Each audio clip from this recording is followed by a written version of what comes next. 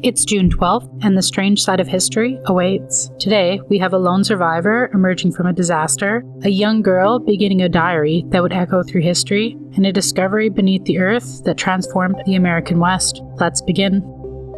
On June 12th, 2025, Air India Flight 171 lifted off from Ahmedabad, bound for London.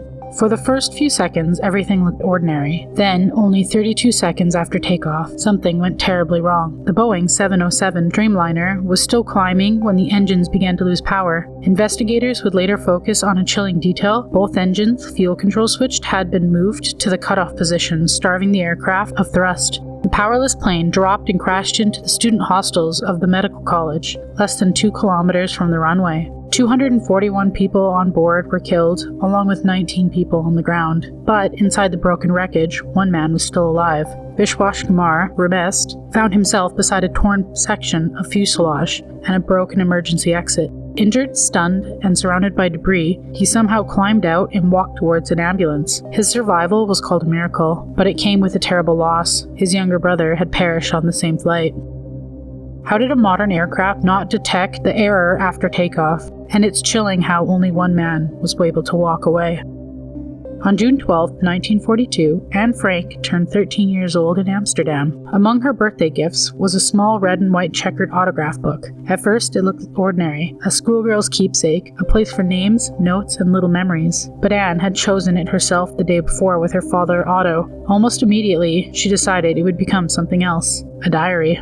That same day, she wrote her first entry, hoping the little book would become a place where she could finally confide some thoughts she could never say out loud. But the world around her was already closing in. The Nazi occupation had made ordinary life disappear piece by piece. Jewish families were being watched, restricted, and taken away. Only 1 week later, Anne's older sister, Margot, received a call-up notice from a so-called labor camp. The Frank family knew what it meant. In July, they vanished into hiding behind the unmovable bookcase inside the secret annex. There, Anne kept writing about fear, about silence, about growing up while the walls around her seemed to shrink. Anne Frank would not survive the war, but her diary would. What began as a birthday gift became one of the most haunting voices ever left behind.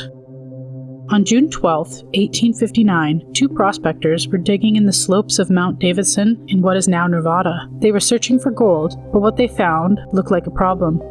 Inside the trench was a strange black sand and a bluish-gray rock that kept clogging their mining equipment. To Peter O'Reilly and Patrick McLaughlin, it seemed like worthless dirt, something heavy, sticky, and annoying enough to throw away. But the mountain was hiding something. Days later, when the material was tested, the truth came out. The strange dark sludge was rich in silver ore mixed with gold. Word spread fast. Then came Henry Comstock, a loud and forceful prospector who demanded a share of the claim. Somehow, the greatest silver strike in North America would end up carrying his name. The Comstock Lode was born. Almost overnight, the empty slopes became a swarm of miners, gamblers, investors, and fortune hunters. Virginia City rose from the dust like a fever dream, built on blasting powder, greed, and buried wealth. The Lode would produce hundreds of millions of dollars in silver and gold and help build San Francisco and push Nevada towards statehood.